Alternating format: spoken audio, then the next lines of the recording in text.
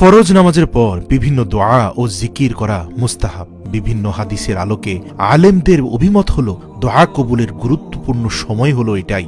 তাই ফজর নামাজের সালাম ফেরানো মাত্রই জিকির ও দোয়া না করে সুন্নাত ও উঠে চলে যাওয়া একেবারে অনুচিত। আবার অনেককে দেখা যায় ফরজ নামাজের পর অমনোযোগিতা ও অবহেলার সঙ্গে দোয়া করে থাকে।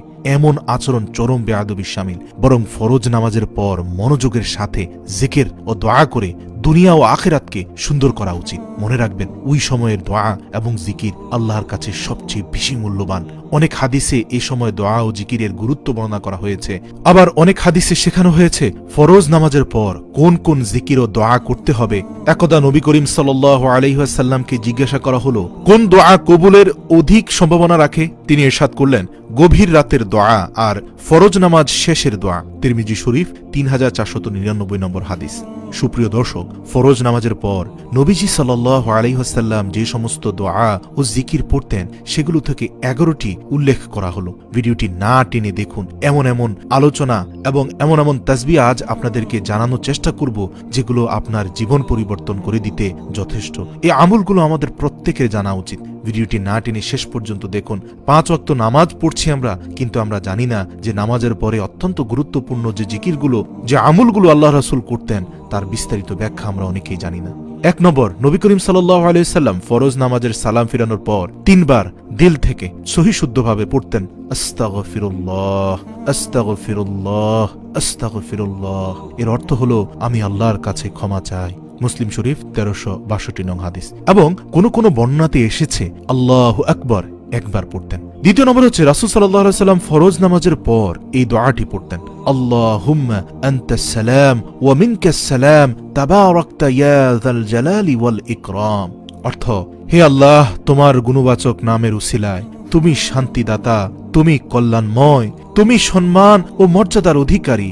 সুবহানাল্লাহ, কতটা আবেগ মিশ্রিত দোয়া। একবার চিন্তা করে দেখুন, আল্লাহ তাআলাকে শান্তিদাতা, কল্যাণময় এবং সম্মান ও মর্যাদার সর্বশ্রেষ্ঠ অধিকারী করে রাসূলুল্লাহ সাল্লাল্লাহু আলাইহি ওয়াসাল্লাম দোয়া করতেন। আমরা কয়জন এই দোয়াগুলো করি? ইনশাআল্লাহ এখন থেকে করব। 3 নম্বর হচ্ছে নবী করিম সাল্লাল্লাহু আলাইহি ওয়াসাল্লাম ফরজ নামাজের পর এই দোয়াটি পড়তেন, লা ইলাহা ইল্লাল্লাহু ওয়াহদাহু লা শারীকা লাহু লাহুল মুলকু ওয়া লাহুল হামদু ওয়া হুয়া আলা কুল্লি শাইইন কাদির। আল্লাহুম্মা লা মানিয়া লিমা আতাইতা ওয়া লা মুতিয়া লিমা মানাতা ওয়া লা ইয়ানফাউ যাল জাদ্দি মিনকাল জাদ্দু। অর্থাৎ আল্লাহ ব্যতীত আর কোনো উপাস্য নেই, তিনি একক, তার কোনো শরীক নেই, সার্বভৌমত্বের মালিক তিনি, সকল প্রশংসা তার, তিনি সব কিছুর উপর সমর্থবান। হে রব, আপনি দিলে কেউ বাধা দিতে পারে না, আপনি না দিলে কেউ দিতে পারে না, কেউ উপকার করতে পারে না। আল্লাহর কাছে ধনী ব্যক্তির ধন, সম্মানিত ব্যক্তির সম্মান, মর্যাদাশীল ব্যক্তির মর্যাদা কোনো কাজে আসবে না। সৎ আমল ছাড়া নেক আমলই আল্লাহর কাছে সর্বোচ্চ এবং সবচেয়ে মর্যাদাশীল। সহিহ বুখারী 844 ও মুসলিম 593 নম্বর হাদিস।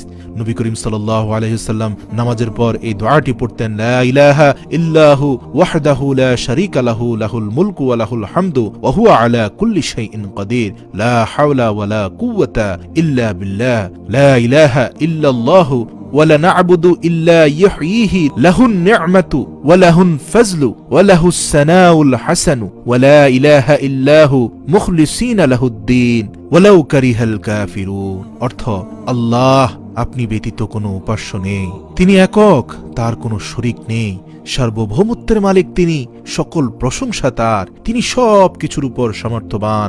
নেক কাজের তৌফিক দান করার ক্ষমতা আল্লাহ ব্যতীত আর কারো নেই, গুনাহ থেকে বিরত রাখার ক্ষমতা আল্লাহ ব্যতীত আর কারো নেই, আল্লাহ ব্যতীত আর কারো ইবাদত আমি করি না, প্রাচুর্য দেওয়া ও অনুগ্রহ করার ক্ষমতা তার, সকল প্রশংসা ও সৌন্দর্য তার, আল্লাহ ব্যতীত কোনো উপাস্য নেই। আল্লাহর সন্তুষ্টির জন্য আমি একনিষ্ঠভাবে তার দ্বীন মেনে চলি, যদিও কাফিররা তাতে অসন্তুষ্ট হয়। সহিহ মুসলিম 1371 নম্বর হাদিস। সুবহানাল্লাহ, আমরা অনেকেই আছি, আমি 100% গ্যারান্টি দিয়ে বলতে পারি যে দোয়া আর কখনোই শুনিনি। প্রিয় ভাই, অথচ রাসূল সাল্লাল্লাহু আলাইহি ওয়াসাল্লাম নামাজের পরে এই দোয়াগুলো পড়তেন। আপনার কাছে যদি আরবিটা কঠিন মনে হয়, আপনি বাংলাটাও মুখস্থ করে নিতে পারেন, আপনি বাংলা ভাষায় দোয়া করতে পারেন। এই দোয়াগুলো বাংলা ভাষায় করলে কোনো গুনাহ নেই। রব্বুল আলামিন সকল ভাষা বুঝেন, সকল ভাষায় সৃষ্টি করেছেন। এছাড়াও নবী করিম সাল্লাল্লাহু আলাইহি সাল্লাম প্রত্যেক ফরজ নামাজের পর, প্রত্যেক ওয়াক্ত নামাজের পর সুবহানাল্লাহ 33 বার, আলহামদুলিল্লাহ 33 বার ও আল্লাহু আকবার 34 বার পাঠ করতেন। এটিও সহিহ মুসলিমের 1377 নম্বর হাদিসে এসেছে। এছাড়া নবী করিম সাল্লাল্লাহু আলাইহি সাল্লাম প্রত্যেক ফরজ নামাজের পর 33 বার সুবহানাল্লাহ 33 বার, আলহামদুলিল্লাহ 33 বার, আল্লাহু আকবার 33 বার বলার পর আবার এই দোয়াটিও পড়তে বলেছেন, সেটি হচ্ছে লা ইলাহা ইল্লাল্লাহু ওয়াহদাহু লা শারীকা লাহু লাহুল মুলকু ওয়া লাহুল হামদু ওয়া হুয়া আলা কুল্লি শাইইন কাদির। আল্লাহ ব্যতীত কোনো উপাস্য নেই, তিনি একক, তার কোনো শরীক নেই, সার্বভৌমত্বের মালিক তিনি, সকল প্রশংসা তার, তিনি সবকিছুর উপর সমর্থবান। এই দুটি দোয়া একসাথেও পড়েছেন কখনো কোন কোন রিওয়ায়াতে এসেছে। এটি এসেছে সহিহ মুসলিমের 1380 নম্বর হাদিসে। 7 নম্বর হচ্ছে নবী করিম সাল্লাল্লাহু আলাইহি সাল্লাম ফরজ নামাজের পর সূরা ইখলাস, সূরাতুল ফালাক, সূরাতুন নাস একবার করে তেলাওয়াত করতেন। সুনানে আবু দাউদ 1225 নং হাদিস। 8 নম্বর হচ্ছে নবী করিম সাল্লাল্লাহু আলাইহি সাল্লাম ফরজ নামাজের পর এই দোয়াটিও পড়তেন, আল্লাহুম্মা ইন্নী আউযু বিকা মিনাল যুবনি ওয়া আউযু বিকা আন আরুদ্দা ইলা আরজালিল উমরি ওয়া আউযু বিকা মিন ফিতনাতিদ দুনিয়া ওয়া আউযু বিকা মিন আযাবিল কবর। অর্থাৎ, হে আল্লাহ, আমি আপনার কাছে ভীরুতা থেকে আশ্রয় চাই, বার্ধক্যজনিত অক্ষমতা থেকে আশ্রয় চাই, দুনিয়ার ফিতনা থেকে আশ্রয় চাই, কবরের আযাব থেকে আশ্রয় চাই। সহিহ বুখারী 2822 নম্বর হাদিস। নবী করিম সাল্লাল্লাহু আলাইহি সাল্লাম ফরজ নামাজের পর এই দোয়াটি পড়তে বলেছেন হযরত আবু যার গফারি রাদিয়াল্লাহু তাআলা আনহুকে। তিনি বলেন, আল্লাহুম্মা আইন্নি আলা যিকরিকা ওয়া শুকরিকা ওয়া হুসনি ইবাদাতিকা।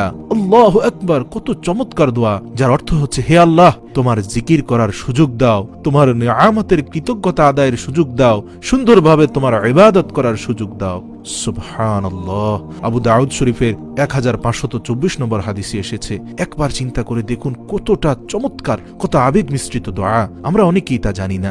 10 নম্বর আমলটি হচ্ছে নবী করিম সাল্লাল্লাহু আলাইহি সাল্লাম ফরজ নামাজের পর আয়াতুল কুরসি পড়তে বলেছেন এবং তিনি তেলাওয়াত করতেন। নাসাই আল সুনানুল কুবরার 9848 নং হাদিসে এসেছে যে রাসূল সাল্লাল্লাহু আলাইহি সাল্লাম নামাজের পর আয়াতুল কুরসি তেলাওয়াত করতেন।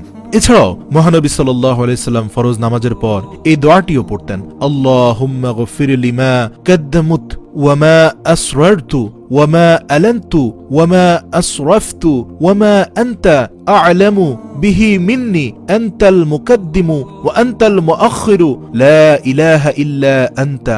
অর্থ, হে আল্লাহ, তুমি আমাকে ক্ষমা করে দাও যে অপরাধ আমি পূর্বে করেছি এবং পরে করেছি, যে অপরাধ আমি অপ্রকাশ্যে করেছি এবং প্রকাশ্যে করেছি, এবং যে অপরাধ আমি সীমা লঙ্ঘনমূলক করেছি।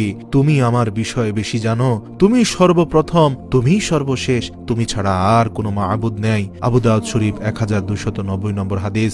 আল্লাহ রাব্বুল আলামিন আমাদের সকলকে মহানবী সাল্লাল্লাহু আলাইহি সাল্লামের দোয়াগুলি ফরজ নামাজের পর নিয়মিত পড়ার এবং আদায় করার তৌফিক দান করুক। আমিন।